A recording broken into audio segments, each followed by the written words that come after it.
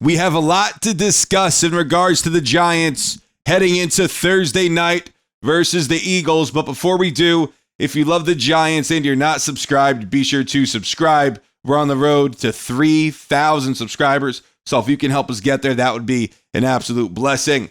So there's a possibility right now, and this is ridiculous, that there's a possibility, but there's a possibility that if Darius Slayton cannot play, he's dealing with an issue right now. If he cannot play, an injury, of course, the Giants could make an internal roster move at the receiver position.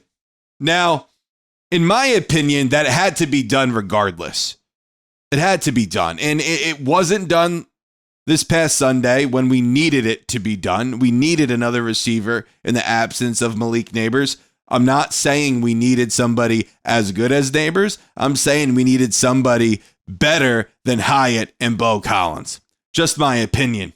Maybe I'm being a little hard on Bo Collins, but at the same time, finish your damn route. Try to break up that interception. Try to do something on that play because you hung your quarterback out to dry and you just basically stopped your route and allowed the defender to get in front of the ball. It was like he was the receiver on that play. So that should not have happened, but it did. And Jalen Hyatt, I had such high hopes for this kid a couple of years ago when the Giants drafted him. What a terrible, terrible story. I thought he was a freak athlete. I guess I was wrong. Very fast, but that's not good enough. And he wasn't good enough this past Sunday versus the Saints. Now, possible replacements for Darius Slayton. Like I said, even if Slayton can play, I think the Giants should elevate a receiver off their practice squad. But Lil Jordan Humphrey, he would be the next man up. Humphrey, 6'4", 225. Spent time with the Denver Broncos the past 2 seasons. And Humphrey in 2023, caught 13 balls, 3 touchdowns, 162 receiving yards. Last year, he caught 31 receptions, 293 receiving yards, 1 touchdown. He would be a big target for Jaxson Dart. I'd say, why not? Call him up, bring him up, elevate him to the active roster. No matter what, you just need a better option, not necessarily better than Robinson or Slayton, if Slayton can play, but better than Collins and Hyatt. Please, the Giants need that, and I hope they do it. They should have done it last Sunday versus the Saints, and they did not. So, and then imagine being short, not 1, but 2 receivers, and then being short a running back as they are. You can't make this stuff up. Now, Jermaine Eluemunor, he could miss Thursday's game versus the Eagles. Eluemunor is playing exceptionally well this year. He allowed 0 pressures versus the Saints this past Sunday. It would be a blow to the Giants' offensive line if Eluemunor could not play. However, Marcus Bo he would be the next man up if Eluemunor could not play. And Bo did play pretty well not against the Chiefs, but against the Cowboys the week before.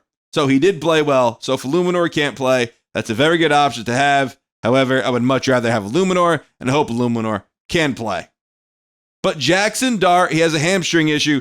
He will be ready to go, according to Dable, despite that hamstring issue. However, we have to talk about this Dart news because this is it's kind of crazy. According to Pat Leonard, if Shane and Dable don't survive, Jaxson Dart may not either under a new regime. How many times as Giants fans, how many times do we have to go through this? Do we have to go through a new quarterback? Do we have to go through? Because listen, I know Daniel Jones was on our team for 6 seasons. I get it. We've finally got rid of him. We acquired Jaxson Dart through the draft, and we're thinking he's the future. Well, what if the next regime doesn't believe that and they want to move on from Dart and they want to maybe draft their own?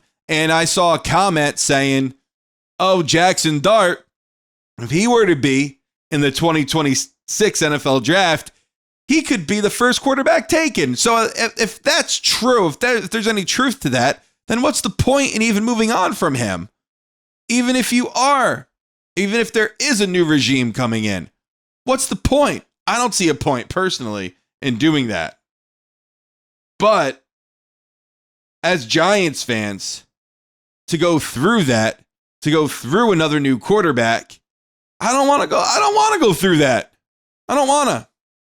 It's not what I want to do.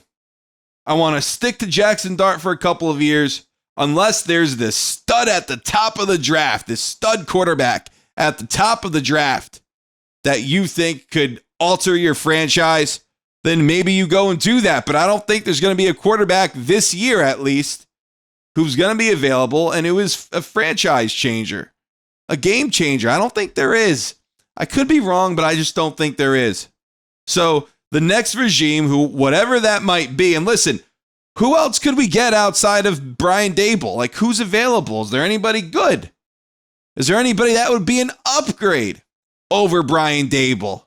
That's the biggest question. Now, as far as Joe Schoen goes, we could probably find somebody. And I want to know if you think Joe Schoen should be out of a job if this year doesn't work out. Because he has collected the talent. The Giants are a talented team. But in my opinion, the coaching doesn't use this talent, doesn't use its talent to its fullest potential, to its fullest ability. Now, Joe Schoen is responsible for finding players to fit into the schemes of his coordinators. And at times, he's failed to do so. Paulson Adebo was a ball hawk last year. Javon Holland was really good with Miami. Those two guys were your top free agent signings this past offseason. They're at the bottom of the barrel this league at their respective positions. So what the heck are we doing? Seriously. What's going on? I don't get it. I really don't. So at the same time, Joe Schoen, you know what? If it doesn't work out, he should go. I just hope whoever else they bring in, because it's been years of turmoil with the Giants at this point. It's been years, and I'm sick of it. I'm sick and tired of it. I'm sick and tired of watching it every friggin' Sunday. Joe Schoen, in my opinion, has an eye for talent. He does. But when you acquire this said talent and you're not using them correctly, what the hell is the point? What's the point? So if Schoen goes and Daboll go and Jaxson Dart for some reason doesn't survive the next regime, that's going to suck, because that's going to set the franchise back even further.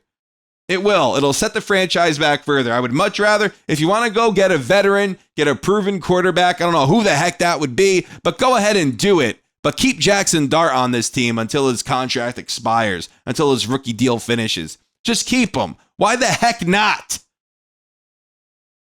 I hope whoever comes in after Daboll and Schoen, if this doesn't work out for them, I hope they're able to have the organization's best interest and they're able to kind of accelerate things and make things better quick. Because I'm sick of this.